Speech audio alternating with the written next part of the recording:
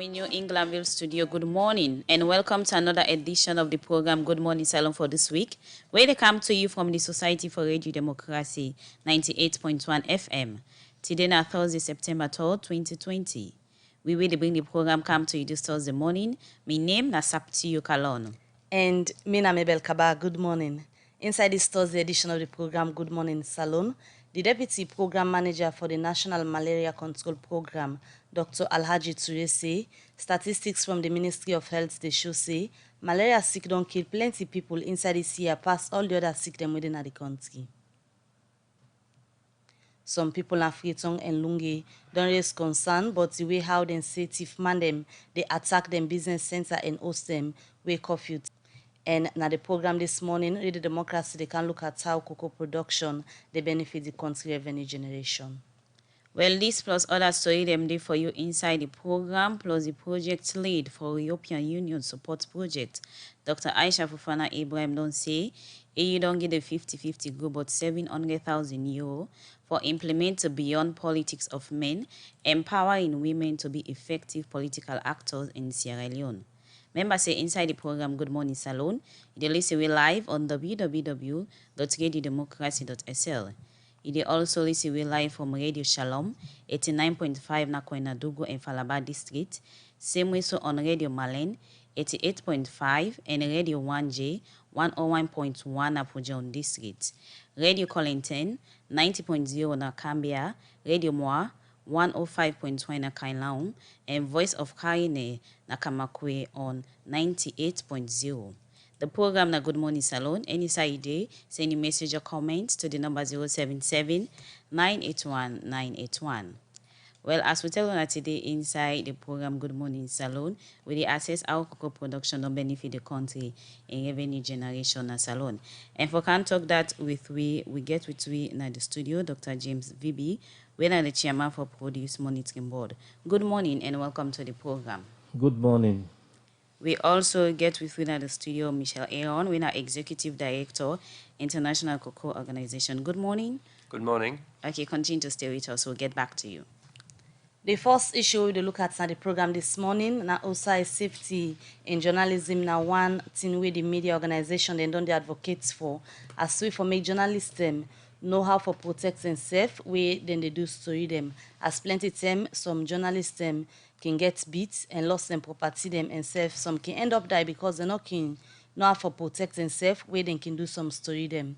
Well, this reason make the Media Reform Coordinating Group, MRCG, and the Media Foundation for West Africa don't get a bit of journalists on safety in journalism, where this according to the chairman for the Media Reform Coordinating Group, Dr. Francis Soa, because safety important to journalists and work, make MRCG train journalists on how them for protect themselves, where then they do them work. Princess Spears been a part of this and gonna report. The Media Reform Coordinating Group, MRCG, an organization where they work for CISA, Independent and Sustainable Media Day, and promotes to freedom of expression. Outside this organization, don't they facilitate training for journalists them so that they will able to do their work the proper way. This make MRCG, together with the Media Foundation for West Africa, don't give sabi to journalists them, but safety journalism. But why this training important? Dr. Francis Soa, now the chairman for the Media Reform Coordinating Group, he explained. Quite often, press freedom and freedom of expression violations tend to be criminal in nature. However, over 90% of those violations go uninvestigated, with perpetrators going unpunished. This has resulted in a culture of impunity in most instances, particularly when it comes to crimes against journalists. Therefore, this training is aimed at equipping journalists with requisite skills on how to protect themselves in the line of duty, such as covering events and reportage. An important step to protecting the safety of journalists is when journalists themselves become conscious of potentially dangerous situations and how they can protect themselves at all times in line of duty to improve the safety of journalists' situation in Sierra Leone. The MRCG notes that even with the repeal of the criminal libel law, there are still other issues dealing with the safety and security of journalists. wey himself dey tok for sake of dis training. The chairman Guild of Newspaper Editors Salon, Theo Aden, say dis training calm the right time for journalists dem. We know that the security of journalists is paramount, especially in our field. There is no gainsaying that journalists have suffered over the years, and most times there's a saying that when a gun is fired, when a bullet is fired, everybody runs away from where the sound emanates, but the journalist runs towards where the sound emanates. And that's where some of our insecurities come in. And there's no much of better time than now for us to know about the safety of journalists, especially with the repeal of the Public Order Act.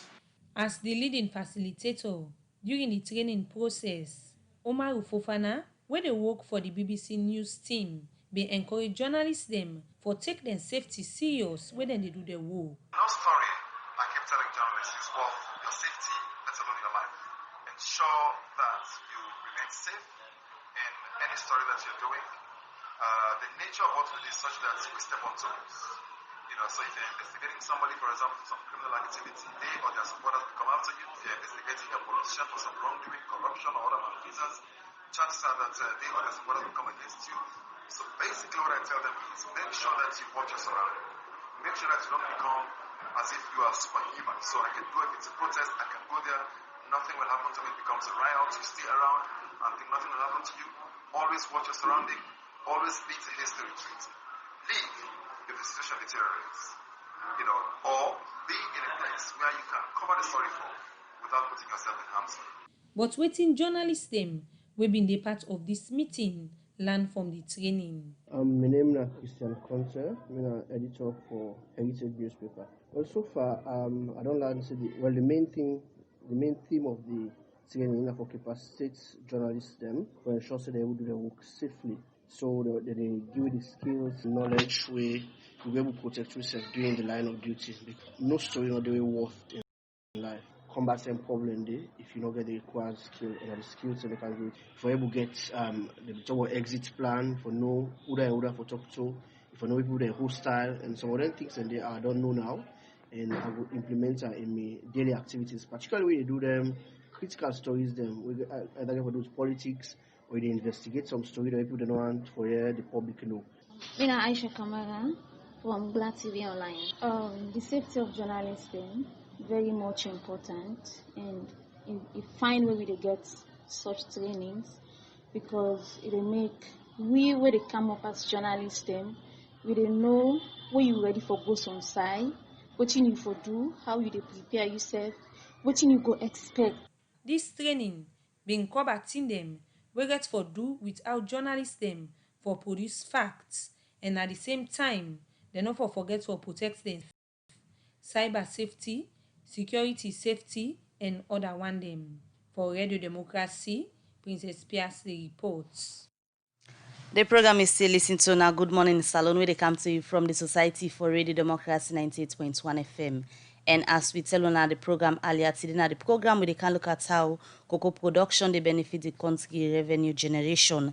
And we get two studio guests them with we this morning. We get Michael Arion, who is an executive director for International Cacao Organization. A day also this morning, they can tell you about in visit where they pay in a salon.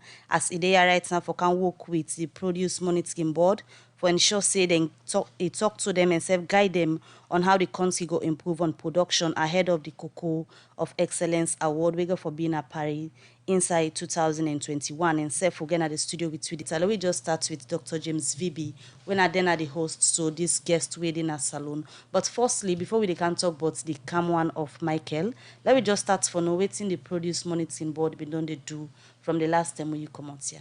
Yeah, thank you very much, Mabel. The Produce Monitoring Board don't move very far from the time we are coming as executive chairman.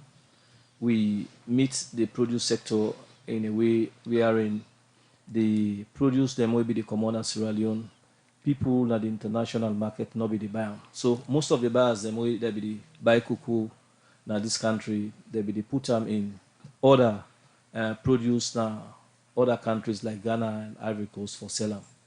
But in the past 2 years, we don't move so far. Una self go to follow news as I be done the talk to now.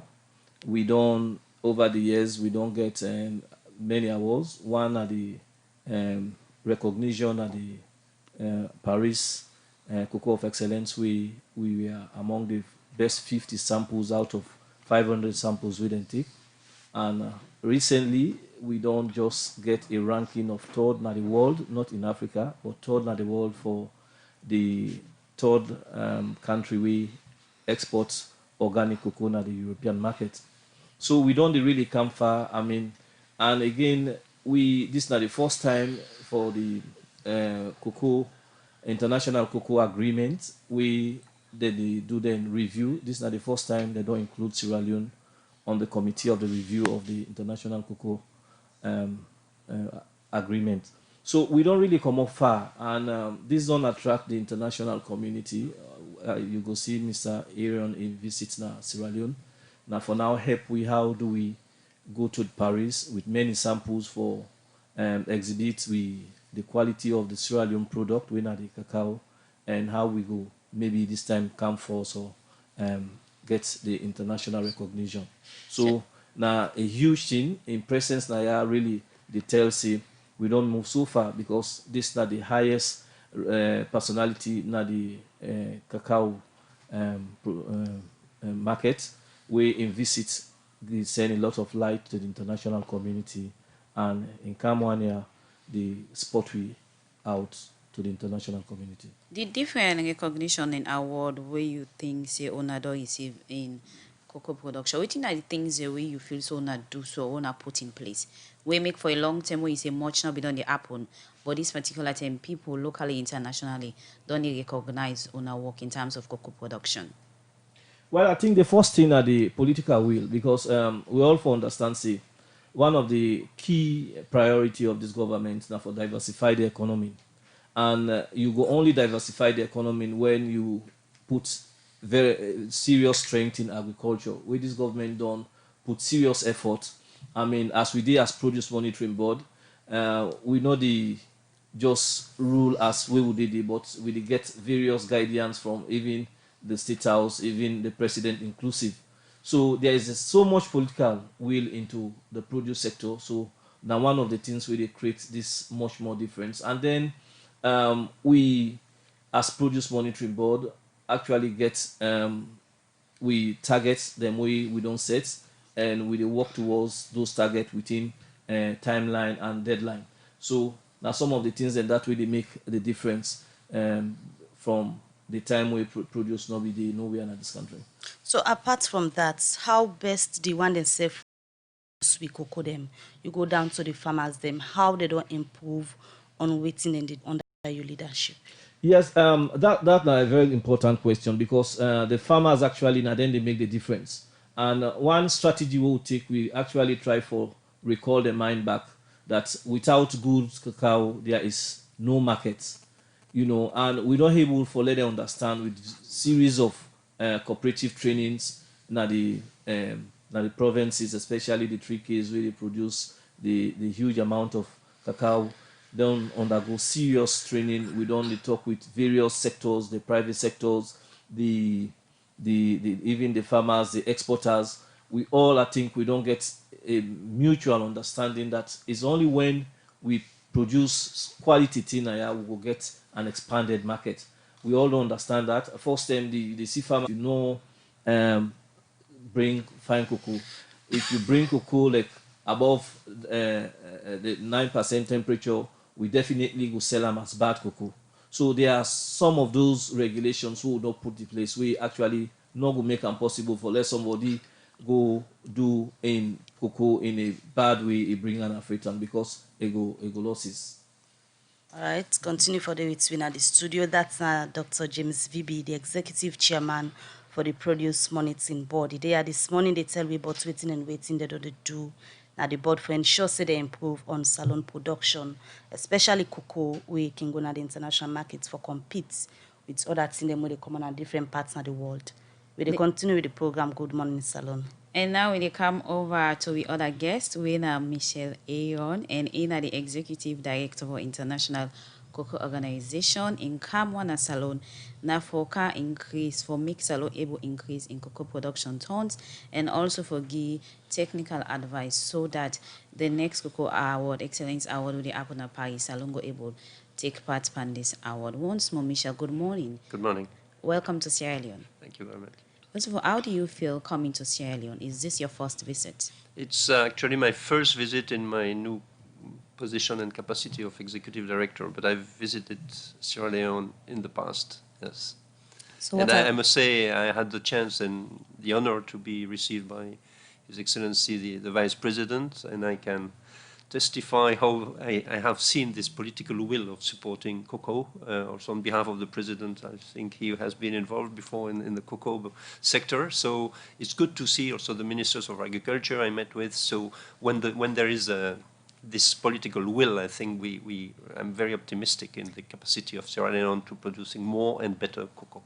You seem to already have got an impression about the political will to support production, but what's your general impression towards production of cocoa from Sierra Leone?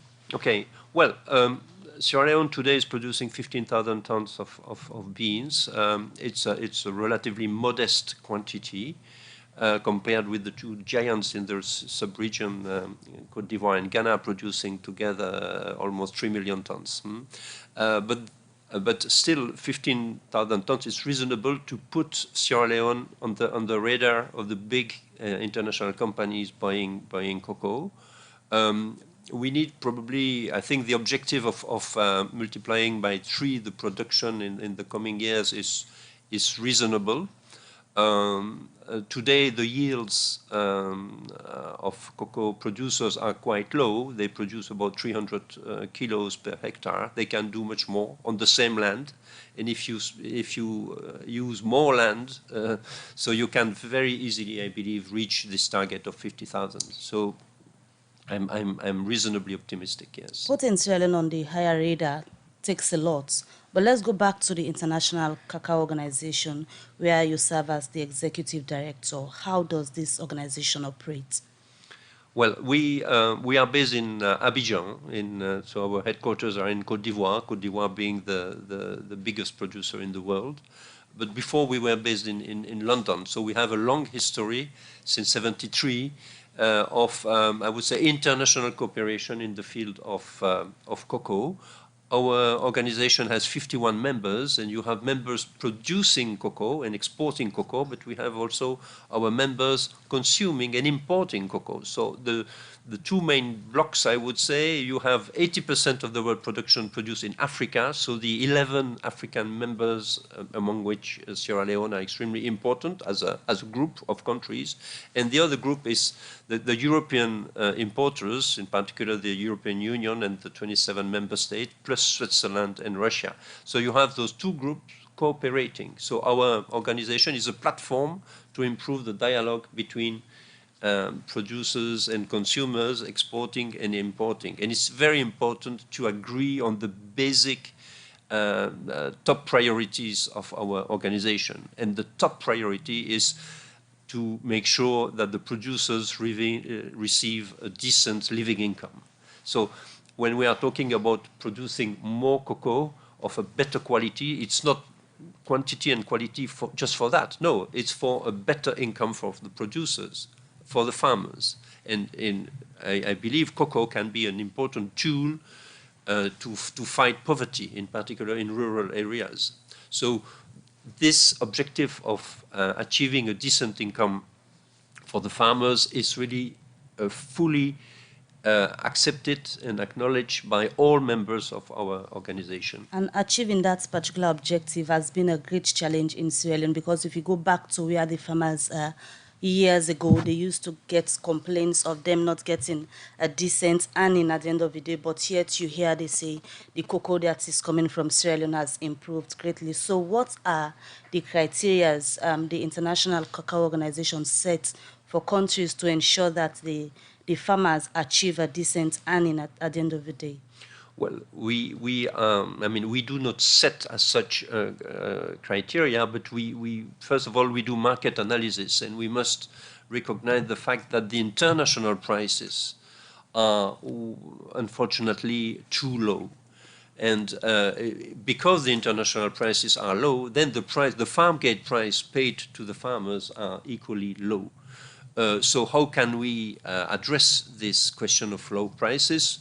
By managing better matching between supply and demand of cocoa. That is avoiding the surpluses in the production, but also promoting the consumption. So we have to monitor and to stabilize the supply, but at the same time we have to increase the demand. And if the demand exceeds the supply, the basic rule is that the prices will go up. And on that basis, the farm gate prices can also go up. So it's really a matter of better managing supply and demand. But that's the macro vision, if you wish. At the same time, yes, cocoa is a commodity. 90% of the cocoa produced in the world is of bulk or